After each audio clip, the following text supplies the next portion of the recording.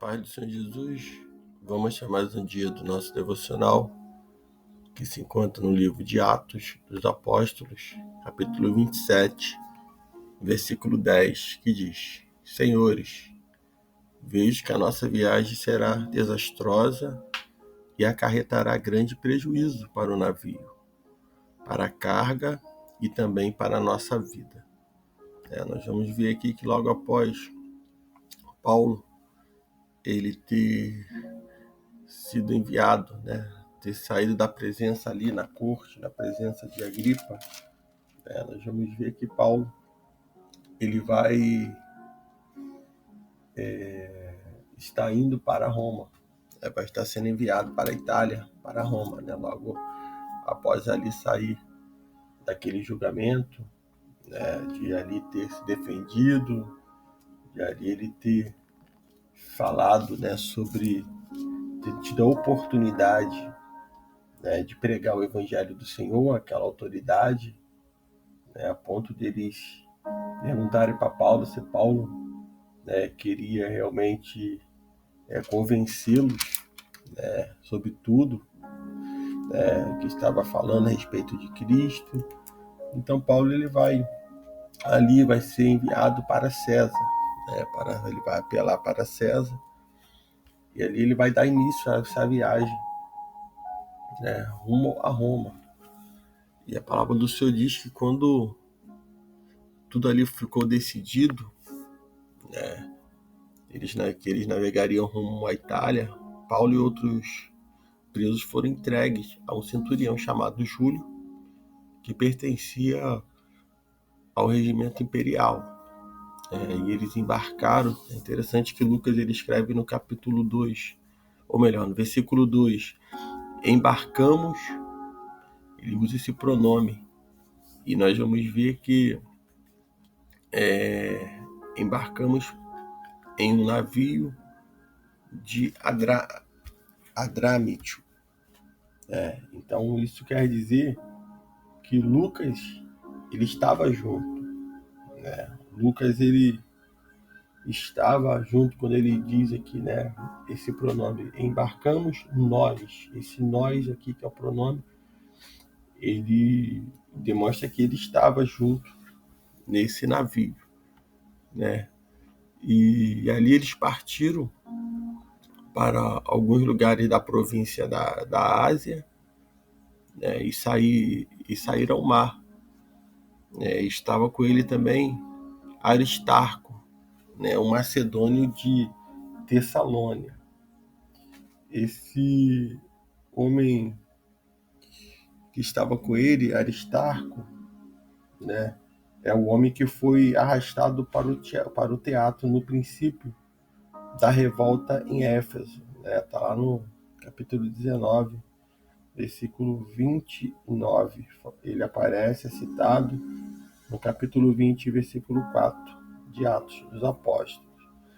Então eles vão estar juntos ali. No dia seguinte, a palavra diz que ancoramos em Sidom, e Júlio, em um gesto de bondade para com Paulo, permitiu que ele se encontrasse com amigos, para que estes suprissem as suas necessidades. Então esse homem, Júlio, que era um severo oficial do exército romano, ele foi designado para vigiar Paulo. Obviamente teve de permanecer perto de Paulo o tempo todo. Por causa deste contato, Júlio ele criou respeito por Paulo. Ele deu ao apóstolo uma certa liberdade e mais tarde salvou-lhe a vida. Então, num contato mais próximo e pessoal, como se revela o seu caráter. Muitas das vezes nós podemos olhar e observamos que as pessoas elas podem ser julgadas pela aparência, podem ser julgadas pelo aquilo que estão dizendo da pessoa. E como Paulo, muitos falavam, e aquele homem ele estava ali como um oficial, alguém que estaria acompanhando. como oficial do exército, e ali estando dia a dia, lado a lado, porque ele estava ali para acompanhar Paulo. Nós vamos observar que essa proximidade de Paulo fez com que esse homem até viesse dar uma certa liberdade para Paulo, para que ele pudesse até ali, receber a visita ali nos portos dos seus amigos, ali para que ele suprisse a sua necessidade. Então, não julgue ninguém antes de você conhecer, antes de você ter contato, porque muitos, falam, tiram suas conclusões pelo que os outros estão falando, não pela convivência. Eu tenho certeza que esse homem, andando ao lado de Paulo, ele percebeu que Paulo, ele era um homem de Deus, um homem de confiança, um homem que poderia dar liberdade para ele, que ele não ia fugir, porque Paulo, ele tinha o Espírito Santo de Deus. E a palavra do Senhor diz, no versículo 4, continuando, que quando partimos de lá, passamos ao norte de Chipre, porque os ventos nos eram contrários. Então, esse vento contrário, é o que muitas das vezes vai se levantar, contra nossas vidas, tentando nos parar, tentando muitas das vezes, desviar o nosso foco, até mesmo daquele objetivo, daquele sonho, daquele projeto. Então, o vento forte, ele vem para todos. E a palavra do Senhor diz que no versículo 5, tendo atravessado o mar aberto ao longo da Cilícia e da Panfilha, ancoramos em Mirra, na Lícia. E ali o centurião encontrou um navio que estava de partida para a Itália. E nele nós fez embarcar. Navegamos vagarosamente por muitos dias e tivemos dificuldade para chegar a Cnido, não sendo possível prosseguir em nossa rota por causa, mais uma vez, dos ventos contrários. Navegamos ao sul de Creta, defronte de Salmona. Então, eles chegam ali e não conseguem navegar devido ao vento ser contrário. E muitas das vezes, nós podemos estar até dizendo que o vento está contrário porque Deus não quer que nós cheguemos ou prosseguimos com a viagem.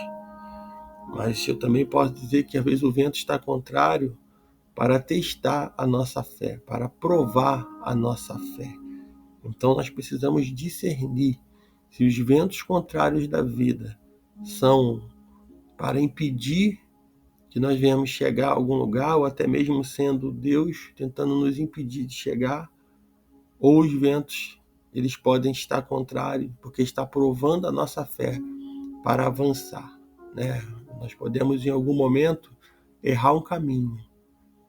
E como é de costume dos cristãos, quando erra um caminho ou uma rota, está indo para um determinado lugar, a pessoa fala, não foi Deus que fez, foi Deus que errou, foi Deus que me direcionou e impediu de eu ir nesse caminho, por isso que eu errei essa rota.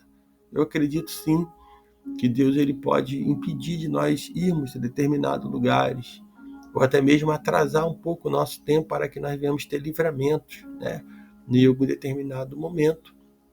Mas eu acredito também que as dificuldades na rota, as dificuldades que vêm para a gente chegar em determinado lugar, alcançar algo, muitas das vezes é Deus provando a nossa fé, para que nós venhamos para ver o quanto nós estamos nos esforçando, e o quanto nós temos fé, e o quanto nós vamos nos doar para poder chegar, para poder se esforçar para chegar em determinado lugar, ou alcançar determinadas coisas. E muitas das vezes esse vento contrário, muitas das vezes esse caminho que nós erramos, que o Senhor podemos, que dizemos que é o Senhor que está nos desviando para nos dar livramento. Muitas das vezes é só dificuldade para ver se nós realmente vamos persistir e se vamos avançar. Então vamos observar que muitas das vezes delegamos a Deus, que que ele está impedindo a gente de alcançar algo, mas não é ele impedindo, somos nós que estamos, muitas das vezes, na hora de ser provado, estamos dando um lugar ao desânimo, estamos dando um lugar à preguiça, ficando com medo e resolvemos parar e delegar, dizendo que é Deus que está mandando a gente parar. E na maioria das vezes, ou algumas vezes, pode ser que não seja Deus. Ele está querendo ver o nosso esforço, porque tudo é alcançado com trabalho, com luta, né, com dificuldade. Nós continuamos aqui dentro do texto, no versículo 8, a palavra diz que costeamos a ilha com dificuldade e chegamos em um lugar chamado Bons Portos, perto da cidade de Laceia. Tínhamos perdido muito tempo e agora a navegação se tornara perigosa, pois já havia passado o dia da expiação. Por isso Paulo os advertiu. No versículo 10, Paulo ele diz: Senhores, vejo que a nossa viagem será desastrosa e acarretará grande prejuízo para o navio, para a carga e também para as nossas vidas. Paulo não era um marinheiro, Paulo ele não era a especialidade dele, mas Paulo era um homem de Deus. Paulo era um servo de Deus. E aquele que serve ao Senhor, ele sempre vai ser direcionado pelo Senhor. Ele sempre vai ser direcionado a acrescentar algo, a dar direção, mesmo não sendo a área que a pessoa atua. Mesmo que a vontade de Deus aqui vai ser feita, porque esse naufrágio, tudo que vai acontecer, nós iremos falar nesses próximos dias, fazia parte de algo que era o plano de Deus para salvar vidas, para salvar almas. Nós vamos observar aqui que Paulo também ele é usado por Deus e ele está dizendo que se prosseguir na viagem, acarretará muito prejuízo, porque essa viagem seria desastrosa, e foi desastrosa, né? Tanto para as cargas, quanto para o navio, quanto para as vidas que ali estavam. E muitas das vezes eu observo que muitos não querem dar ouvido, já se acham tão sábios, tão entendidos do assunto, que não aceita nenhuma opinião. Não aceita a opinião de ninguém, seja no âmbito